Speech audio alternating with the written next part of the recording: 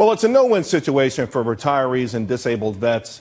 Now, the government says due to low gas, there's a stagnant rate of inflation. So guess what? There will likely be no annual increase to the cost of living. By the way, this will be the third time this has happened since 2010. Of course, Medicare costs are soaring in the past 35 years. Part B premiums have increased. In the next year, they're going to go up tremendously.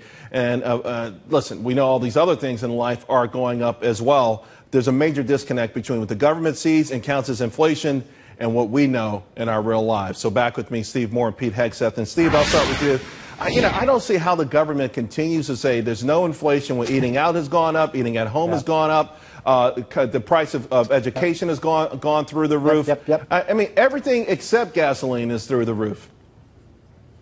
So true. And, well, things like, computers are going down in cost and computer games and cell phones, but I don't know how much of those senior citizens buy. And if you ask the average senior citizen, did you see an increase in the prices? Has anybody in the federal government bought a dozen eggs lately and seen what those cost? So the idea that there's no inflation increase for seniors is ridiculous. And this is the reason I'm hardcore on this. We ought to move gradually to a system of personal accounts where people own their own account. They can determine themselves how much they get each month out of their account. Why should the government determine each month how much you get?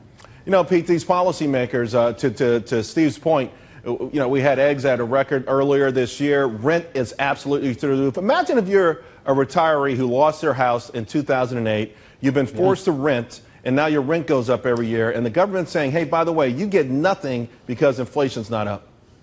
Well, and you wonder why people are seduced by this idea of income inequality and blaming somebody else. I mean, the reality is a government formula is going to pump out what it pumps out. And in this particular case, based on the numbers that it put in, there's no cost of living increase for anybody, including veterans who are already looking at a dysfunctional Department of Veterans Affairs, single-payer, top-down, government-run health care that's supposed to be provided for them in an efficient manner, and they can't get appointments efficiently at all, and they're waiting on secret lists. So this is the manifestation of command and control, government-run outcomes where people have no control over it in good years or lean years, and as a result, they're at the whim of a formula. And in this particular year, the formula doesn't put out what people want to hear. Steve?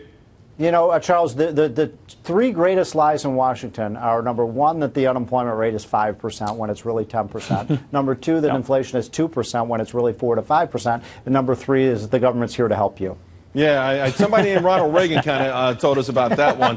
So what's the solution? I mean, Steve, you've got a solution, but I guess, Pete, outside of voters somehow saying we know what you're doing. We're tired of getting shafted. This is the same government and the same administration that's forcing companies to pay people $15 an hour to flip burgers, but think our vets don't deserve an income, a small hike to deal with inflation.